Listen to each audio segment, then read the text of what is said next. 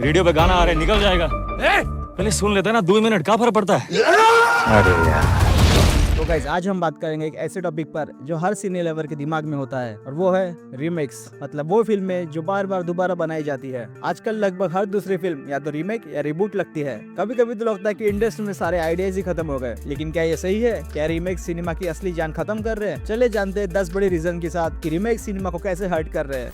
Number 1, creativity और originality का खात्मा। सबसे पहले और सबसे बड़ा रीजन है क्रिएटिविटी की कमी। जब फिल्म मेकर्स बार बार पुरानी फिल्में दोबारा बनाते हैं तो नए आइडियाज और नए स्टोरीज लाने का स्कोप काफी कम हो जाता है। एक फिल्म मेकर का असली काम होता है एक फ्रेश विजन को स्क्रीन पे लाना। सोचो अगर सत्यजीत राय और मणिरत्नम सिर्फ पुरानी फिल्म ही रीमेक करते तो हमें उनके ओरिजिनल मास्टरपीसेस कभी देखने को ही नहीं मिलते। हॉलीवुड में भी देख लो, एक टाइम था जहाँ हर दूसरे हफ्ते एक डिज्नी लाइव एक्शन आ जाता था, जैसे Lion King, Aladdin and Beauty and the Beast. इनकी बॉक्स ऑफिस सक्सेस अलग बात है, पर ओरिजिनलिटी खत्म हो गई थी। ऑडियंस को लग रहा था कि ये सिर्फ नॉस्टैल्जिया बेच रहे हैं। ओरिजिनलिटी सिनेमा की जान है, और जब वो मिसिंग होती है तो आर्ट एक फॉर्मूला बन जाता है जिसे हर कोई कंटिन्यूअसली यूज करते रहता है। नंबर 2, पैसे कमाने का आसान शॉर्टकट। रीमेक्स का एक और बड़ा रीजन है पैसा। स्टूडियोज और प्रोड्यूसर्स को पता होता है कि पुरानी हिट फिल्में ऑलरेडी ऑडियंस को पसंद आई थी, तो बस क्या वही स्टोरी दोबारा मॉडर्न पैकेजिंग के साथ ऑडियंस के सामने परोस दो और पैसा पॉकेट में। ऑडियंस बैठी है। बॉलीवुड में ही देख लो, जिसमें वरुण धवन और सारा अली खान थी। डेविड धवन की ओरिजिनल गोविंदा वाली फिल्म एक कल्ट क्लासिक थी, पर रीमेक को ऑडियंस ने रिजेक्ट कर दिया। क्यों?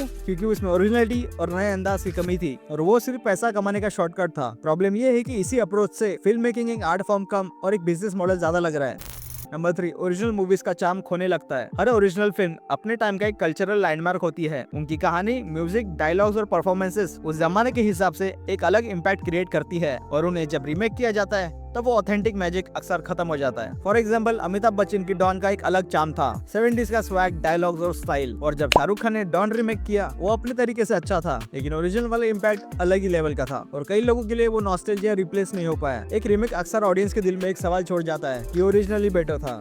नंबर 4, नए टैलेंट्स को प्लेटफॉर्म नहीं मिलता। रीमेक कल्चर का एक बड़ा नुकसान है कि नए राइटर्स, डायरेक्टर्स और एक्टर्स को चांस नहीं मिलता। इंडस्ट्री सिर्फ वही पुराने सक्सेसफुल फॉर्मूलाज को रिसाइकल करती है। सोचो अगर कोरियन सिनेमा या मलयालम सिनेमा के रीमेक्स बनते रहते तो हमें मास्टरपीस जैसे दृश्यम और पैरासाइट कभी नहीं देखने को मिलते। ये दोनों फिल्म्स एक फ्रेश नजरिए के साथ बनी थी और वर्ल्ड सिनेमा में एक बेंचमार्क सेट कर दिया था। लेकिन अगर सब कुछ रीमेक होता रहे तो नए स्टोरी टेलर्स को अपना आइडिया दिखाने का चांस ही नहीं मिलेगा, और इंडस्ट्री अपने फ्यूचर टैलेंट्स को खुद ही ब्लॉक कर रही है। इसलिए तो स्ट्राइक मार के लोगों को रोका जा रहा है। नंबर 5, रिस्क ना लेना, सेफ जोन में रहना। स्टूडियोज और प्रोड्यूसर्स को रिस्क लेना पसंद नहीं होता। नए स्टोरीज बनाना रिस्की होता है क्योंकि उस पर ऑडियंस का रिस्पांस अनप्रेडिक्टेबल होता है, इसलिए वो प्रीफर करते हैं रीमेक्स, जहाँ पहले से ही एक टेस्टेड फॉर्मूला होता है। बॉलीवुड में ये ट्रेंड तो क्लियर है। बहुत सारे south Indian films directly remake हो जाती है। कबीर सिंह, अर्जुन रेड्डी की रीमेक, राउडी राठौर, विक्रमार्कुडू का रीमेक और दृश्यम। आप तो जानते हैं अजय देवगन रीमेक्स के लिए फेमस है। इनमें से कुछ सक्सेसफुल होते हैं, पर हर बार रिस्क लेने से बचने की वजह से इंडस्ट्री एक सेफ जोन में ट्रैप हो जाती है, और जब एक आर्ट फॉर्म एक ट्रैप जोन में फंस गया तो उसका इवोल्यूशन रुक जाता है।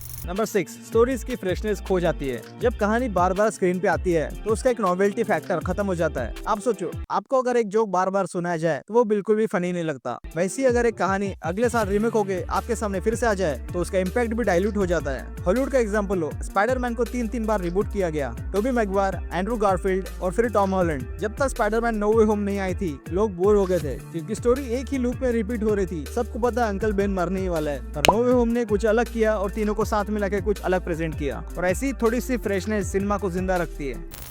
नंबर 7, कल्चरल ऑथेंटिसिटी डाइल्यूट हो जाती है। रीजनल सिनेमा की फिल्में जब रीमेक होती है तो उनका असली मजा खत्म हो जाता है। दृश्यम एक मलयाली फैमिली की कहानी थी जो अपने लोकल कल्चर, सेटिंग और एनवायरनमेंट से डीपली रूटेड थी, और जब उसे हिंदी में बनाया गया वो अच्छी फिल्म थी, पर असली रॉनेस और कल्चरल ऑथेंटिसिटी मिसिंग थी। हॉलीवुड में भी ये प्रॉब्लम होती है। जैसे Japanese horror movie Ringu Hollywood में जब रीमेक होती है तो उसका असली हॉरर फैक्टर डाइल्यूट हो जाता है क्योंकि कल्चर और एटमॉस्फेयर दोनों चेंज कर दिया जाता है।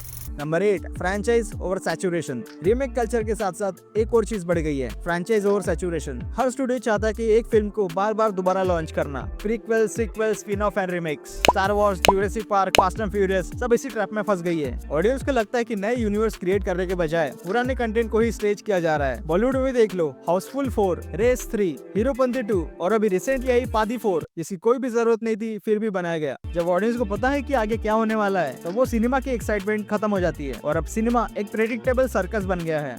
नंबर 9, लीगल और इथिकल कंसर्न्स। रीमेक्स अक्सर लीगल और एथिकल इश्यूज में फंस जाती है। कई बार ओरिजिनल फिल्म मेकर से पूछे बिना मूवीज बना दी जाती है। बॉलीवुड में पार्टनर मूवी को लेके एक केस हुआ था क्योंकि उसका आइडिया हॉलीवुड की हिच मूवी से कॉपी किया गया था। और इसी तरह और भी प्लेजरिज्म केसेस हमेशा उठते रहते हैं। ये सिर्फ इंडस्ट्री के रेपुटेशन को डैमेज नहीं करता बल्कि असली क्रिएटर्स के राइट्स को भी हर्ट करता है। अगर क्रिएटिविटी को रिस्पेक्ट नहीं मिलेगी तो आर्टिस्ट नई चीजें बनाने से डरेंगे।